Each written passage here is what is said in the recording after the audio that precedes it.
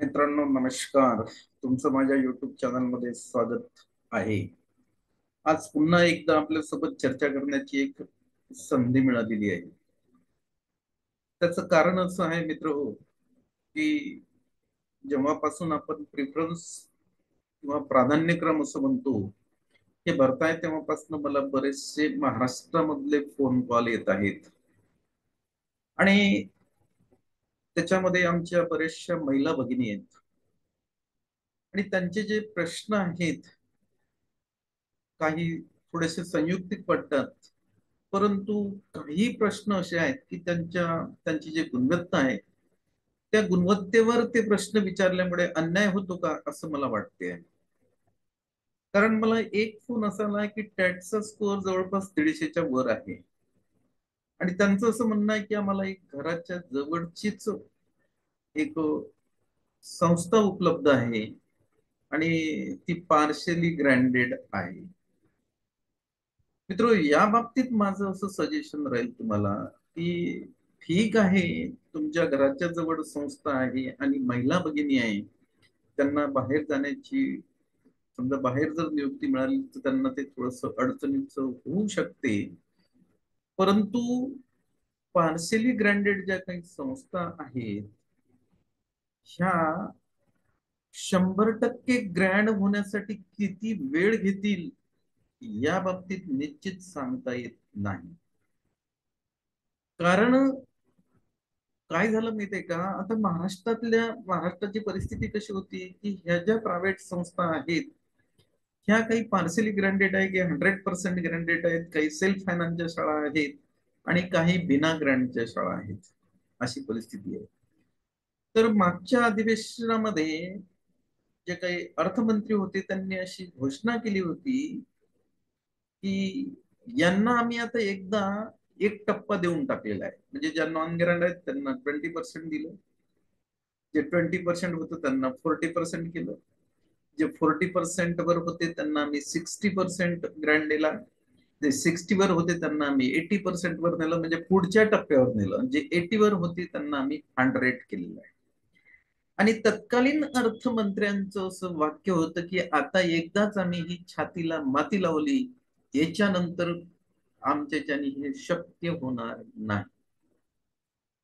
म्हणून मित्र, माझं तुम्हाला सांगणं राहील की एखादी पार्सली ग्रँडेड संस्था आहे, टप्पा अनुदानावर आहे, तिला घेत असताना तिथलं व्यवस्थापन जरी तुम्हाला सांगत असेल की आता आम्ही 40% वर आहे, लगेच आम्हाला हे झालं मूल्यांकन की आम्हाला 60% होईल किंवा 60% असेल तर आम्हाला 80% होईल, यावर फारसा विश्वास ठेवणं तर्कसंगत होणार नाही, असं माझं यावर वैयक्तिक मत आहे.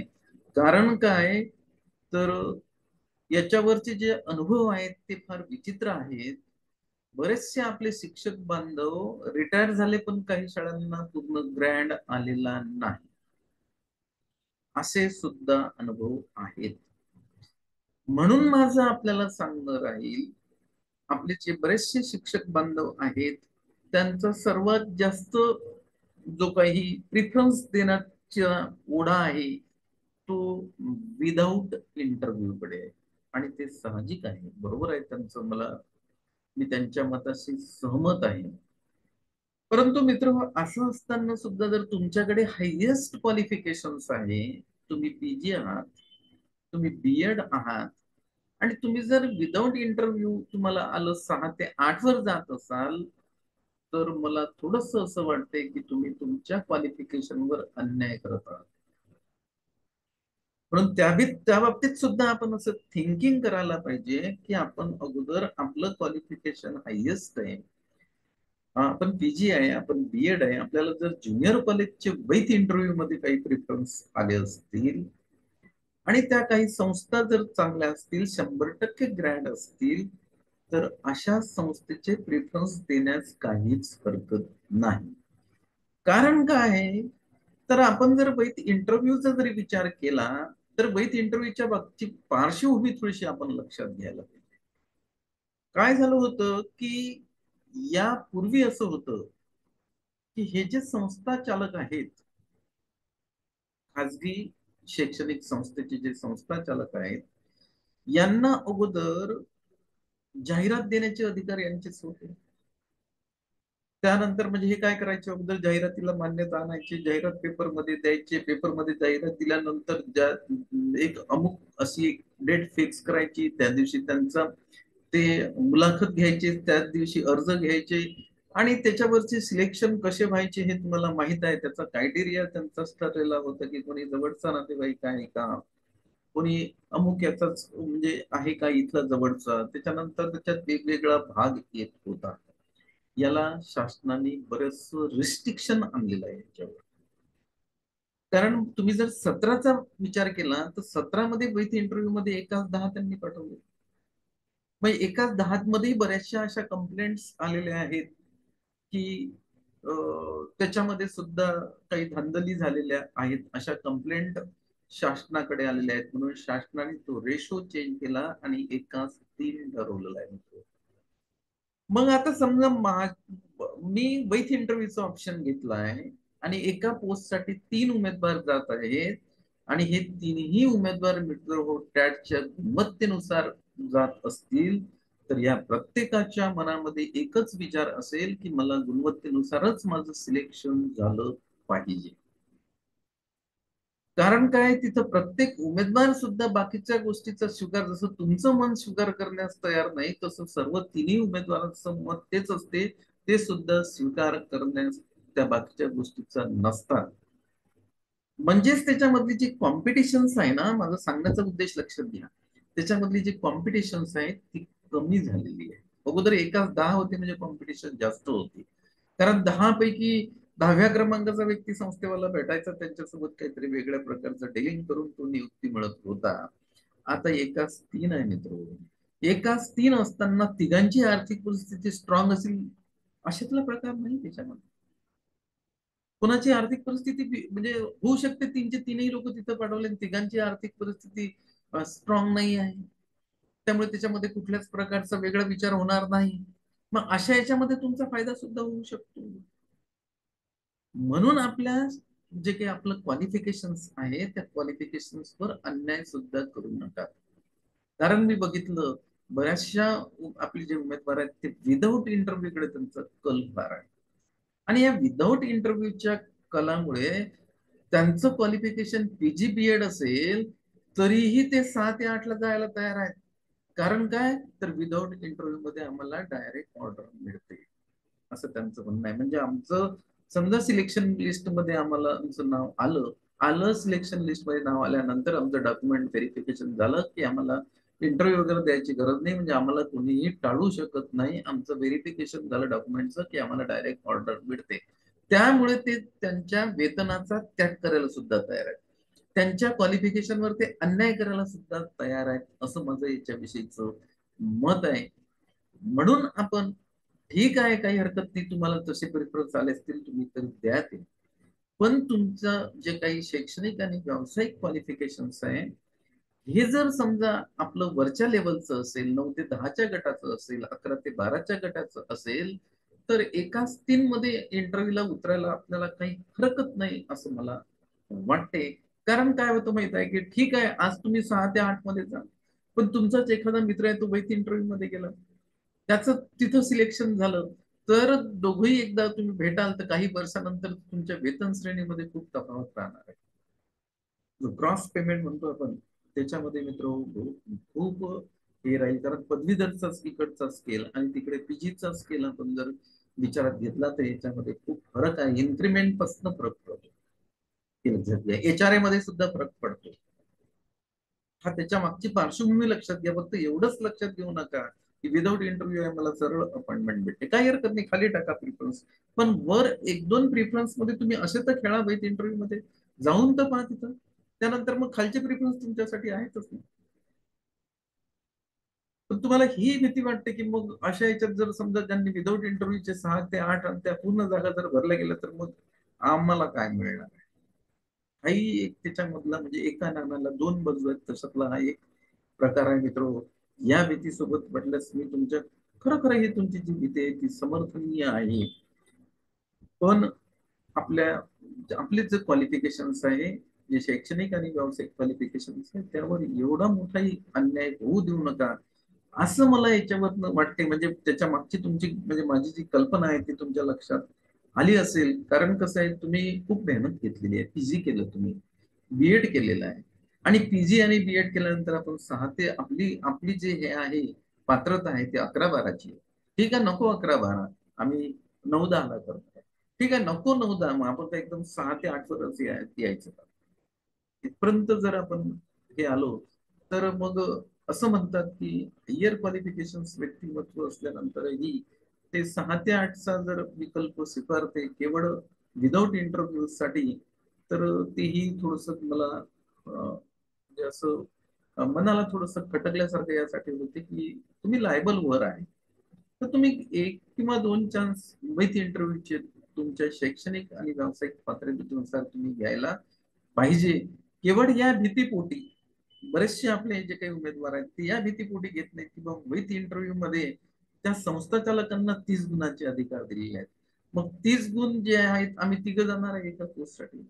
मग 3 जर गेले, समजा एक आहे ए, दुसरा बी आहे आणि तिसरा सी आहे, तर कमी गुणवत्ता ज्याची आहे म्हणजे त्याचे टॅटचे मार्क्स कमी आहेत, परंतु तो दुसरं काहीतरी प्रलोभन त्यांना देते, आणि ते प्रलोभन दिल्यानंतर ती संस्था जर कमी गुणाच्या व्यक्तीला जर निवडत असेल आणि ज्याचे गुण जास्त आहेत त्याच्यावर जर अन्याय होत असेल, तर मित्र त्यांना सुद्धा एक त्यांनी असं बंधन त्याच्यामध्ये टाकलेलं आहे की बाबा टॅटच्या गुणवत्तेनुसार आम्ही 3 पाठवलं आहे, पण हायएस्ट जे 2 आहेत ते तुम्ही नाकारले, एकदम लोवेस्टचा गुण असणारा खालचा घेतला, तर या दोघांवर तुम्ही म्हणजे असं कोणतं तुम्ही या दोघांचं हे चुकलेलं आहे ते त्यांना सहकारण तिथं त्याच दिवशी ऑनलाईन मध्ये स्पष्ट करावं लागते.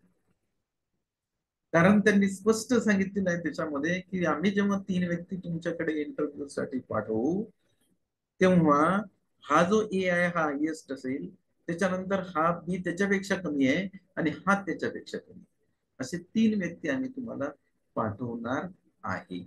मग या 3 व्यक्तीची तुम्हाला इंटरव्ह्यू घ्यायची आहे. 30 गुण याच्यासाठी दिलेले आहेत, 15 गुण त्याच्या पर्सनल इंटरव्ह्यू साठी आहेत, म्हणजे त्या विषय ज्ञानासाठी दिलेले आहेत, त्या विषयाच्या ज्ञानावर त्याला तुम्हाला प्रश्न विचारायचे आहेत, आणि 15 गुण त्याच्या अध्यापन कौशल्यासाठी आहेत, म्हणजे तुम्हाला त्याचं लेसन घ्यावं लागेल, त्याचा पिरियड घ्यावं लागेल. मग अशा वेळेस जर तुम्हाला असं वाटत असेल की माझा पर्सनल इंटरव्ह्यू सुद्धा चांगला झाला, मी कॉन्फिडंट आहे, माझं अध्यापन सुद्धा चांगलं झालेलं आहे, तर तुम्ही तो दिलेला मेल आहे त्याच्यावर तुम्ही ऑब्जेक्शन सुद्धा नोंदवू शकता. तो तुमचा राईट आहे मित्र, काही एक त्याच्यामध्ये आहे. आणि तुम्ही ऑब्जेक्शन नोंदवल्यानंतर संबंधित संस्थेला त्याचं स्पष्टीकरण तर अगोदर त्यांनी दिलेलंच असते, पण पुन्हा त्यांना त्याचं स्पष्टीकरण, त्यांचं समाधान झालं पाहिजे असं मिळालं पाहिजे. अन्यथा त्याचं काय होईल माहित आहे का, पुढं त्यांना पुढं भरपूर काम राहते. कारण काय, एकदा अपॉइंटमेंट झाली म्हणजे असं नाही अनुदान प्राप्त शैक्षणिक संस्थेमध्ये. एकदा अपॉइंटमेंट झाल्यानंतर त्यांचं जॉईनिंग झाल्यानंतर त्यांचं शालार्थ आयडी जनरेट करावं लागतं. मग हा शालार्थ आयडी जर समजा त्यांनी रोखला, खरोखरच या उमेदवारावर काहीतरी अन्याय झालेला आहे आणि याच्यात यांनी कंप्लेंट केलेली आहे, ते कंप्लेंटचं उत्तर संस्था चालकांकडनं जर संयुक्तिक नाही आलं, तर त्याचा शालार्थ आयडी जर रोखलेला आहे, तर तो कमी गुणवत्तेचा हा जो घेतला त्याची अपॉइंटमेंट होऊनही त्याचा जर शालार्थ आयडी रोखला, तर त्याचं पेमेंट सुद्धा चालू होणार नाही, त्याचं बिल सुद्धा टाकलं जाणार नाही मित्रो. कारण शालार्थ आयडीचं कसं आहे, शालार्थ आयडी मुख्याध्यापकांना ऑनलाईनच आता जनरेट करावं लागतं. ऑनलाईन जनरेट केल्यानंतर शालार्थ आयडीची मान्यता आता बोर्डाच्या अध्यक्षाकडे गेलेली आहे. म्हणजे विभागीय मंडळाचे जे अध्यक्ष असतात त्यांच्याकडनं शालार्थ आयडी खाजगी शैक्षणिक संस्थेला मिळवायची असते आहे. म्हणजेच त्यांचं अपॉइंटमेंट झाल्यानंतर सुद्धा त्यांना पुढे आणखी 2-3 टप्पे पार करायचे असतात. म्हणून जर आपण समजा चांगलं अध्यापन केलं तिथं आणि आपला चांगला इंटरव्ह्यू दिला, आपले गुण जरी म्हणजे चांगले आहेत, तरी जर त्यांनी आपल्याला जर समजा नियुक्त नाही केलं, तर संबंधित जो ईमेल आहे त्यांनी दिलेला आयुक्तांचा, ज्याच्यावर तुम्हाला तुमचे प्रश्न विचारता, तुम्ही संयुक्तिक प्रश्न विचारता, त्याच्यावर तुम्ही तुमची कंप्लेंट सुद्धा नोंदवू शकता की अशा अशा संस्थेमध्ये मी इंटरव्ह्यूला गेलो होतो, माझा इंटरव्ह्यू सुद्धा छान झालेला आहे, माझं अध्यापन सुद्धा, मी पिरियड सुद्धा छान घेतलेला आहे, तरीही यांनी माझा टॅटचा स्कोर हायएस्ट असताना खालील व्यक्तीला नियुक्त केलेलं आहे, कमी स्कोर असणाऱ्या व्यक्तीला. तर त्याचे कारण काय आहेत? म्हणजे मी कुठं कमी पडलोय हे सुद्धा आपल्याला त्या ईमेलच्या याच्यामधनं विचारता येईल. पण याला थोडासा वेळ लागेल मित्र, एवढं निश्चित आहे, तेवढा संयम आपल्याला ठेवावा लागणार आहे. तर ही जी बाब आहे ही प्रकर्षाने मला तुमच्या लक्षात आणून द्यायची होती. म्हणून आपण काय करायला पाहिजे, तर आपण जेव्हा हे करणार आहे, प्रिफरन्स देणार आहे, तेव्हा प्रिफरन्स देत असताना फक्त विथ इंटरव्ह्यू आणि विदाऊट इंटरव्ह्यू याचाच विचार नका करू, तर तुमच्या क्वालिफिकेशनचा सुद्धा तुम्ही विचार करा. आणि आपल्या क्वालिफिकेशनला अनुसरूनच आपल्याला तो गट्स शिकवण्यासाठी मिळाला, तर पुढील जे काही तुम्हाला समजा 25-30 वर्ष त्याच्यामध्ये त्या पेशामध्ये घालवावं लागतात, तर त्याचा आनंद तुम्हाला एक वेगळाच मिळणार आहे. नाही तर आपण नेहमी असं खटकत राहणार आहे आपलं, की माझं क्वालिफिकेशन तर ज्युनियरचं होतं, 11-12चं होतं, परंतु त्या विथ इंटरव्ह्यू आणि विदाऊट इंटरव्ह्यू मुळे मला 6 ते 8 घ्यावं लागलं. हा एक जो आहे तुमच्या मनामध्ये येतो, नेहमीच ही बाब खटकल्यासारखी राहणार आहे असं मला वाटते.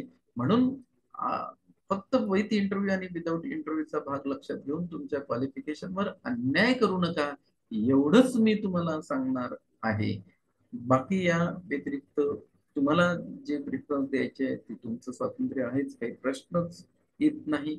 परंतु फ्युचरमध्ये असं वाटत नाही आपल्याला, भविष्यात माझं क्वालिफिकेशन असताना मी माझ्यावर या विथ इंटरव्ह्यू आणि विदाऊट इंटरव्ह्यू या 2 शब्दामुळे मी माझ्यावर अन्याय केलेला आहे असं आपल्याला वाटायला नको.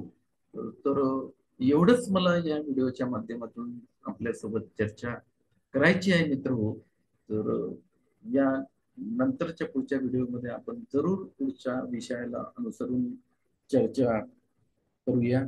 आता इथं मी माझ्या या चर्चेला पूर्णविराम देतो. तत्पूर्वी तुम्हाला हा व्हिडिओ जर आवडला तर याला आपण लाईक करा, आणि आपण जर नवीन असाल तर माझ्या चॅनलला सबस्क्राईब करा, म्हणजे मी तुम्हाला शालार्थ आयडी पर्यंत जे काही माझ्या या शिक्षण क्षेत्राबाबतीत जे काही माझ्या जवळ आहे ते मी फक्त शेअर करतो. एवढं लक्षात घ्या, मी फार काही या क्षेत्रातला विद्वान आहे की मला याच्यामधलं फार काही समजते आहे अशातला भाग अजिबात नाही. तुम्ही सुद्धा तुमचं माझं सगळ्यांचं एक क्वालिफिकेशन आपलं इक्वल आहे. परंतु आपण जसं असं मला वाटते भविष्यामध्ये की अमुक कृती केली म्हणजे विदाऊट इंटरव्ह्यू आणि इंटरव्ह्यू या दोनच गोष्टीकडे मी लक्ष दिल्यामुळे माझं याच्यामध्ये हे नुकसान झालं असं म्हणण्याची वेळ आपल्यावर येऊ नको, ही आली नाही पाहिजे. त्यासाठीच हा व्हिडिओ मी बनवतो आहे. धन्यवाद. मी आता थांबतोय.